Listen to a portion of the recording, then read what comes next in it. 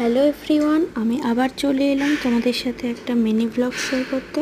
আমি এখন যাচ্ছি রাস্তায়, কারণ আমার ছেলে স্কুল থেকে ফিরছে, ওকে নিতে যাচ্ছি। আর দেখো, ওর বাস চলে এসছে, ওকে নিয়ে তাড়াতাড়ি আমি বাড়িতে চলে এলাম। এসে ছটপট করে ছাদে চলে গেলাম। ছাদে গিয়ে জামা কাপড় তুলতে গেলাম, কারণ আকাশে অবস্থা খুব খারাপ। এক্ষুনি দেখে মনে হচ্ছে এক্ষুনি বৃষ্টি চলে আসবে, আর ঝিরঝির করে বৃষ্টি পড়ছেও।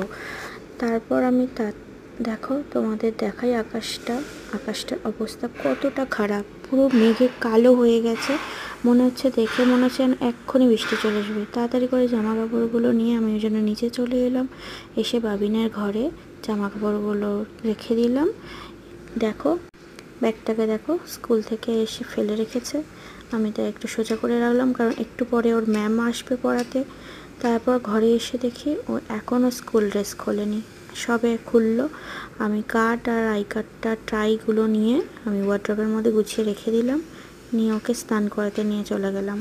স্নান করিয়ে নিয়ে ঘরে গেছে, ও জামা পাচ্ছে না। তারপর আমি কয়েকটা জামা কেচে রেখেছি, নিয়ে যাওয়া হয়নি। তারপর ওর হাতে দিয়ে দিলাম জামা কাপড়গুলো, ও একা একা পড়ুক। তৎক্ষণ আমি চলে যাই খাবার গরম করতে।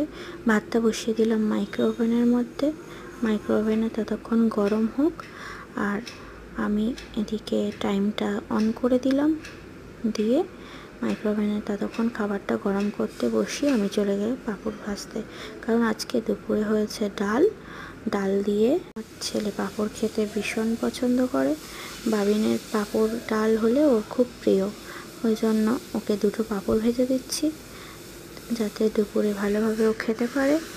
খাবার নিয়ে ওকে দিয়ে দিলাম, আর পাঁপড়টাই দিতে লাস্টে ভুলে গেছি।